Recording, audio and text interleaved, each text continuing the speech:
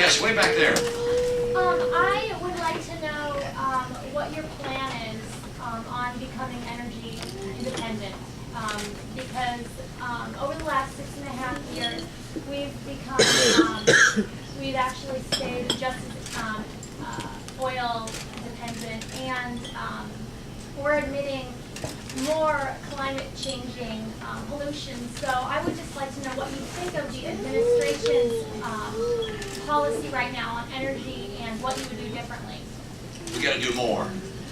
I don't disagree with the administration. I just think we have to do a lot more. I think we have to say that we're going to have to develop more energy, and we're going to have to be more efficient in how we use it. And how do you do that? Well, I agree that ethanol is a great source of energy, and cellulosic ethanol probably down the road, and biodiesel and biofuels, and wind power and solar power. I also think nuclear power has to be a larger part of the mix. I think coal, clean burning coal, liquefying coal, where we can sequester the CO2 so it doesn't go into the atmosphere, all those are great sources of energy that we have to develop. We can be more energy efficient in our homes, in our cars, and in our workplaces. The combination of those two things can get us on a track to becoming energy secure, finally, and energy independent. And I believe we're going to do that. It's going to take investment.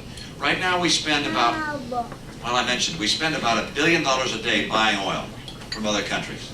From people like Putin and Chavez and Ahmadinejad, we're buying energy from them. And they're using that money in many cases against us. That's got to end.